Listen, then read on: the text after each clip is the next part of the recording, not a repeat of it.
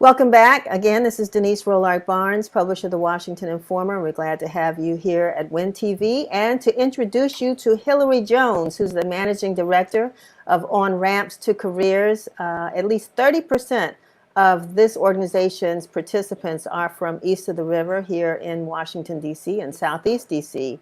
And it's a year-round internship program for D.C. public school students.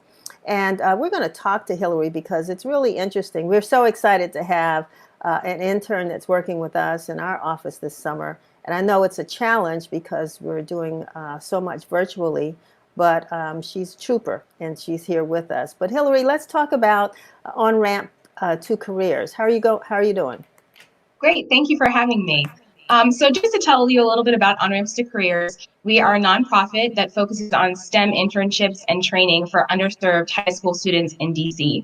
Predominantly our students are African American, and our goal is really to empower those students to pursue careers in STEM. So technology and engineering jobs are flush in the city, but there aren't a lot of people that are qualified for these positions, especially leadership in these companies.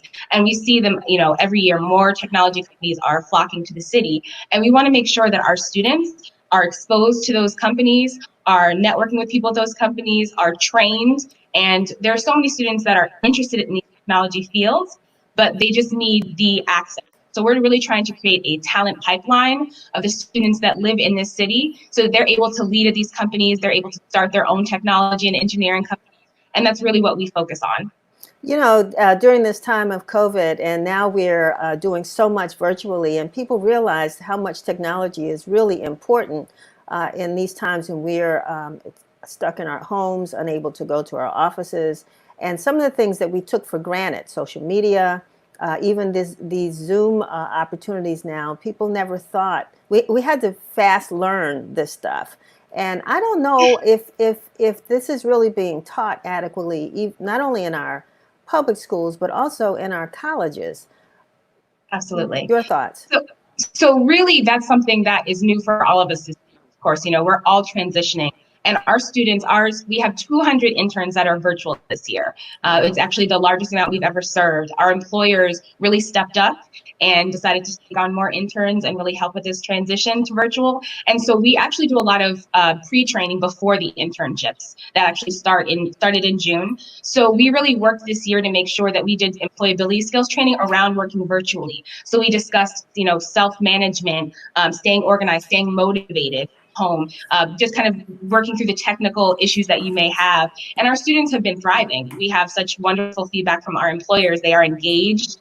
They have access to all the equipment that they need. We make sure that happens before summer starts. So really, we were all a bit nervous, I think, like most programs were that run usually in person and that transition to virtual. But I think that it's really a benefit to our students. Really, that's the direction that we're headed overall. Is we don't know if virtual will be something we continue to do.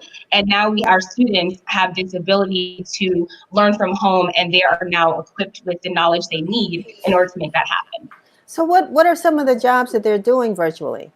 Great. So our students are building websites. They're learning coding languages. They are working on digital media campaigns. So really all companies have some type of technology needs, and our students are now just helping them virtually instead of in person. So, they're missing out on a little bit of the learning the office culture, but the benefit of that is, like I mentioned, they really are learning to work virtually, which we know is a direction that we're heading. So how do you all fund it? We're funded through several different ways. Foundations funding, we have the Clark Foundation has funded us. We've had private funding from several companies. Accenture is a major partner of ours. The Department of Employment Services is a major partner of ours. They actually provide the summer wages for students. And a really exciting initiative that they have funded fully this summer is a call center. So we actually were able to take 35 interns. They have been trained by a company that creates help desk software. And now last week we've rolled out, so students in DC, if they're having technical issues, can call this number for free and they will be assisted by these interns. And that was fully funded by the Department of Employment Services. So really, we have a lot of wonderful partners, both private and government funded. Well, I'm really thrilled and excited about hearing about this program and to know that you are providing this opportunity for so many young people, particularly east of the river, because we're talking about jobs of the future.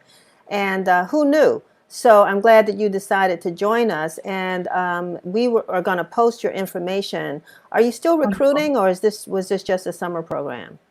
So right now we are finishing up our summer program, but we do have programming that comes up through the year. So we encourage people to visit our website, onrampscareers.org, and fill out the application or to contact us through the website, and we can provide you with any information to really to prepare you for next summer or for any programs that come up. Wonderful. So we're going to share your website and your contact information with our viewers. And I want to thank you, Hilary, for joining us and for doing Thank such you. great needed work in the community. Thank you so much. All righty. Have a good one.